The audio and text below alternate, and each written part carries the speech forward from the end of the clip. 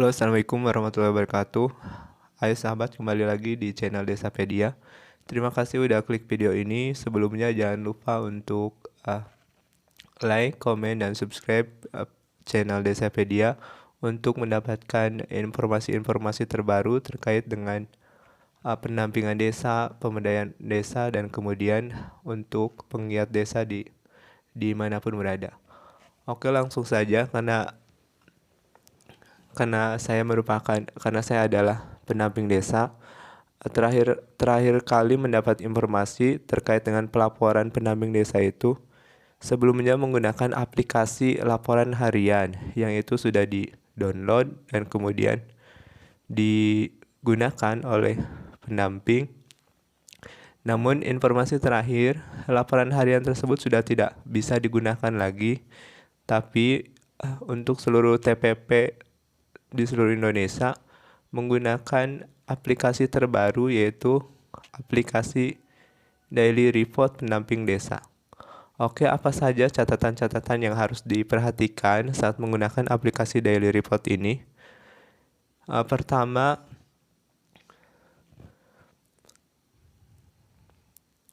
aplikasi Android Daily Report Pendamping Desa sudah bisa digunakan untuk seluruh pendamping. Sesuai arahan Gus Menteri, mohon untuk disampaikan kepada pendamping agar mulai hari ini sudah mulai digunakan pendamping. Pertama, tujuan aplikasi Android Daily Report sendiri adalah membuktikan kerja pendamping desa setiap hari dan direkap sebagai kinerja bulanan pendamping. Kemudian yang kedua, tugas pendamping terdapat di Permendes PDTT nomor 19 tahun 2020. Kemudian ketiga, pendamping mendownload di Play Store aplikasi Android dengan nama Daily Report Pendamping Desa. Kemudian jika khawatir salah aplikasi, akan saya sertakan link deskripsi untuk mendownload aplikasi Daily Report Pendamping Desa. Oke, kemudian yang keempat, saat menggunakan aplikasi ini, username dan password itu adalah nick dari pendamping desa itu sendiri. Baik itu pendamping desa pemberdayaan, pendamping desa infrastruktur, tingkat kecamatan, maupun pendamping lokal desa di tingkat desa. Username-nya ialah nick pendamping, dan password ialah nick pendamping. Jika ada masalah, nanti langsung melakukan komplain ke kontak yang sudah disampaikan di WA group masing-masing pendamping. Oke, selanjutnya nomor 5. Pendamping mengisi lengkap deskripsi kegiatan harian dan waktu kerja sejak dari persiapan kegiatan sampai pasca kegiatan yang masih dilakukan. Ini dihitung sebagai waktu kerja real pendampingan. Artinya, deskripsi kegiatan harian itu harus diisi setiap hari secara komplit. Artinya itu harus sesuai dengan kondisi lapangan, karena di aplikasi itu mungkin harus mengupload foto yang menggunakan geotagging yang di dalamnya itu ada tanggal dan tempatnya. Kemudian yang keenam, pendamping harus mengisi kegiatan sejak tanggal 2 Januari 2021 sampai hari ini dan diteruskan diisi pada hari-hari berikutnya. Ketujuh, rekap kinerja pendamping dihitung sejak tanggal 1 sampai tanggal terakhir bulan tersebut. Kalau misalkan di satu bulan ada 31 hari, maka rekapnya itu dimulai dari tanggal 1 sampai 31. Kemudian nomor 8, selama tanggal 1 sampai tanggal 3 bulan berikutnya, pendamping dapat mengoreksi kesalahan dalam pencatatan kerja harian pendamping. Artinya ada waktu jeda untuk koreksi bagi pendamping bila mana laporan harian yang sudah diupload tersebut ada kesalahan-kesalahan selama melakukan pelaporan. Itu jedanya hanya 3 hari untuk diperbaiki, yaitu dari mulai tanggal 1 sampai tanggal 3 pada bulan berikutnya. Kalau misalkan saya melakukan pelaporan di bulan Maret, maka ada jeda waktu koreksi itu tanggal 1 sampai 3 April. Oke, selanjutnya yang ke-9, tanggal 4 bulan berikutnya laporan kinerja bulan sebelumnya ditutup secara otomatis dan laporan kinerja bulan tersebut langsung tersimpan di loker pendamping masing-masing. Oke, artinya jadi setiap tanggal bulan berikutnya di tanggal 4 itu sudah dikunci seluruh laporan yang disampaikan pendamping. Kemudian nomor 10, laporan kinerja bulanan tersebut digunakan sebagai dasar pencairan honor pendamping yang langsung terkirim ke PPK. Kemudian nomor 11, antara tanggal 10 sampai tanggal 25 bulan berikutnya dilakukan supervisi pendampingan oleh Kemendesa PDTT kepada pendamping dengan hasil kinerja terlalu rendah dan terlalu tinggi. Artinya ada proses evaluasi langsung yaitu antara tanggal 10 sampai tanggal 25 atau sekitar 15 hari yang dilakukan oleh Kemendesa PDTT bagi pendamping-pendamping yang melakukan kinerja terlalu rendah ataupun terlalu tinggi. Kemudian nomor 12, hasil laporan kinerja bulanan dan laporan supervisi pendamping menjadi basis pelatihan sesuai kebutuhan real pendamping desa. Ini menjadi kabar baik karena setiap pendamping itu memiliki, menurut saya pribadi secara mohon maaf sebelumnya, menurut saya pribadi setiap pendamping itu memiliki kapasitas yang berbeda-beda dalam melakukan pendampingan. Sehingga dengan adanya aplikasi ini mungkin akan disesuaikan dengan kondisi pendamping itu. Misalkan hasil laporannya dia kurang pada sisi untuk melakukan supervisi, kemudian dia kurang pada sisi untuk melakukan inisiatif kegiatan di desa, atau kurang dalam melakukan aktivitas yang bersifatnya insidentil dan itu arahan langsung dari Kementerian Desa. Oke, langsung saja kita masuk di aplikasinya. Kita, bagi yang belum mendownload, masuk dulu terlebih dahulu di aplikasi Play Store, di Google Play Store. Kemudian klik Daily Report Pendamping Desa. Oke.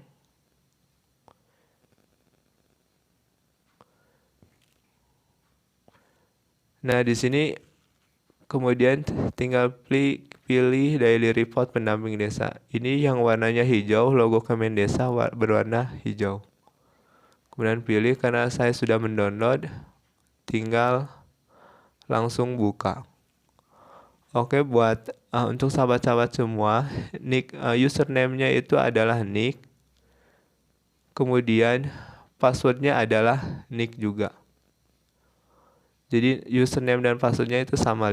Oke, kita langsung saja ya, langsung login karena di sini saya sudah tersimpan.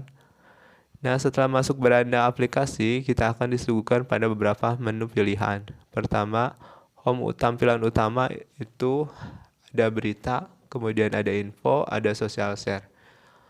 Ini menurut saya tampilannya sangat sederhana sekali, tapi lebih dari itu kita pada sisi fungsionalitas dan kemudian pada sisi user friendly. Karena menurut saya kalau aplikasi terlalu banyak macam-macamnya itu akan lebih sulit untuk dipahami. Tapi kalau misalnya sederhana ini ya, ini sangat user friendly dan sesuai dengan kebutuhan yang harus dilengkapi. Oke, di sini ada menu home, kemudian ada menu berita. Berita mungkin ini ada berita terbaru dari Kementerian Desa PDTT. Berita yang ini juga menjadi referensi bacaan bagi pendamping di saat waktu senggang saat pendampingan. Ini tentunya sangat membantu dalam memberikan informasi-informasi tambahan saat melakukan pendampingan di lapangan. Selanjutnya di sini juga ada menu info. Ini lebih kepada kegiatan-kegiatan yang dilakukan di desa. Seperti ini, Pemdes Jatiraga gelar BIMTEK pemutahiran data berbasis SDGs. Menurut saya ini sangat bagus untuk memberikan informasi tambahan bagi pendamping terkait dengan pendampingan SDGs, karena bisa jadi kita membutuhkan sebuah contoh desa yang sudah melakukan kegiatan pelatihan seperti itu. Oke, di menu selanjutnya adalah ada social share. Social share ini adalah menurut saya adalah informasi terkait dengan update terbaru status pendamping desa, yang itu merupakan status Gus Menteri yang harus di-share oleh pendamping desa. Di sini kita coba ya, misalkan ini adalah status Gus Menteri yang tanggal 31 Maret. Kita coba share di media sosial. Kita klik tombol share, kemudian di sini ada Messenger, kabar beranda Facebook, WhatsApp, feed dari Instagram, Twitter, direct message, Gmail, Facebook, ataupun aplikasi lainnya. Jadi ini langsung bisa di-share status Gus Menteri di media sosial sahabat-sahabat semuanya. Nah, selanjutnya ada menu aktivitas. Menu aktivitas ini menurut saya ini adalah yang paling penting buat pendamping dalam menyampaikan laporan. Di sini ada tombol sosialisasi, kemudian tombol fasilitasi, kemudian tombol supervisi, insidental, inisiatif, dan medsos. Kita coba bahas ulasannya sedikit-sedikit saja karena mungkin kalau terlalu lama akan sangat membosankan. Kita klik tombol sosialisasi. Nah, di sini ada hasil diagnosa dan rekomendasi SID, kemudian regulasi dan informasi terkait desa. Kita coba klik yang pertama, aktivitas hasil diagnosa dan rekomendasi SID, karena saya adalah pendamping desa kecamatan di Darangdan, Jawa Barat, Purwakarta, Jawa Barat. Di sini ditanyakan terkait dengan alamat, pertama daftar kegiatan yang hari ini dilakukan. Misalkan hari ini saya melakukan kunjungan ke desa Cilingga atau desa Depok, kemudian oke. Kemudian di RT RW berapa tepatnya saya melakukan aktivitas ini, kemudian waktunya. Di sini ada waktu mulainya, day-nya, harinya, kemudian bulannya dan tahunnya.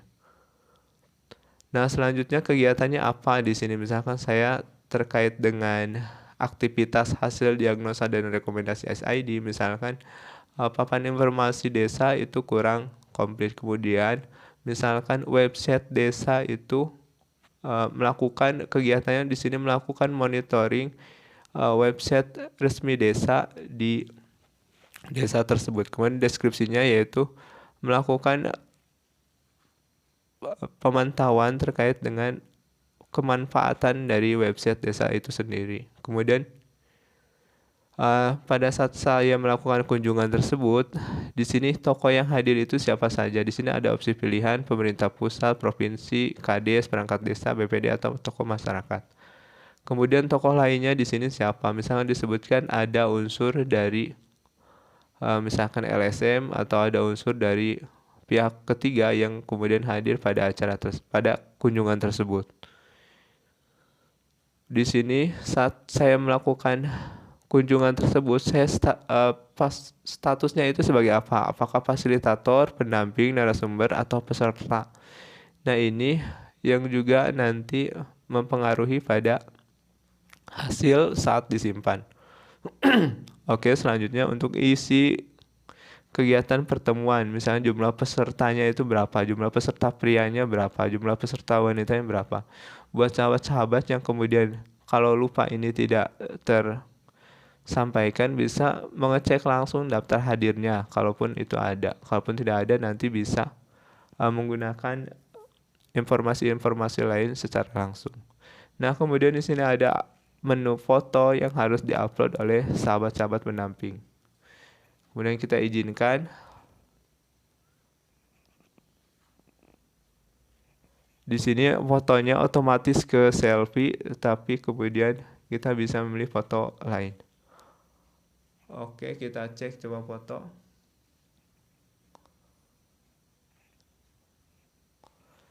Tapi kalaupun misalnya sahabat-sahabat sekalian sudah memiliki foto galeri, bisa langsung diupload saja.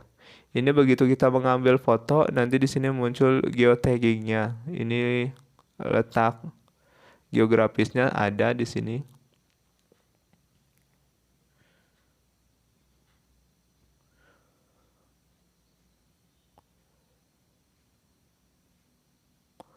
Oke, di sini sudah muncul geotaggingnya pertama ada letak geografis, kemudian alamat lengkapnya, jalan yang di mana tempat saya berada, kemudian ada minimap yang ada di sebelah kanan atas. Nah, kemudian selanjutnya ada tombol upload. Di sini upload dokumen. Kalaupun misalkan kita melakukan monitoring itu membawa form isian yang harus diisi desa, maka menurut saya dokumen itulah yang kemudian harus diupload. Dan alangkah lebih baiknya tidak mengupload dokumen dalam bentuk image, karena bisa jadi foto itu sudah ada. Yang mungkin yang dimaksud dokumen oleh Kemendes di aplikasi ini adalah dokumen hasil pemeriksaan, hasil kunjungan itu yang kemudian kita foto dan kita convert dalam bentuk PDF. Kemudian tambahkan dokumen, kemudian jika selesai harus disimpan kegiatannya. Nah, menurut saya kalaupun ini tidak terisi ya, itu mungkin tidak bisa disimpan, akan error seperti error seperti itu. Makanya harus diisi seluruhnya. Nah, kemudian di sini ada kegiatan fasilitasi. Di sini fasilitasi peningkatan kapasitas PLD ada, kemudian fasilitasi data dan informasi desa ada, fasilitasi kualitas penggunaan dana desa sesuai dengan SDGs ada, kemudian kita memfasilitasi musyawarah antar desa ada, kita memfasilitasi kerjasama desa ada, fasilitasi musrembang kecamatan juga ada. Mungkin menu-menu di dalamnya itu akan sama. Kita harus mengisi lokasi, kemudian mengisi kegiatannya apa, deskripsinya apa, dan kemudian mengisi hal-hal lain yang berkaitan dengan pendampingan. Di sini, di aktivitas selanjutnya ini ada supervisi aktivitas. Di sini kita melakukan supervisi ini kepada pemerintah desa ya tentunya. Baik itu hal kaitan dengan dana desa atau dana-dana lain yang kemudian masuk di APBDes, maka kita bisa melakukan supervisi dokumen-dokumen itu. Nah, kemudian untuk menu insidental, mungkin ini adalah kegiatan penugasan yang secara khusus dan dilakukan tidak tertentu waktunya, tapi ini harus dikerjakan. Misalkan kemudian pendamping harus melakukan update data terkait dengan pelaksanaan PPKM. Berapa jumlah posko seperti itu.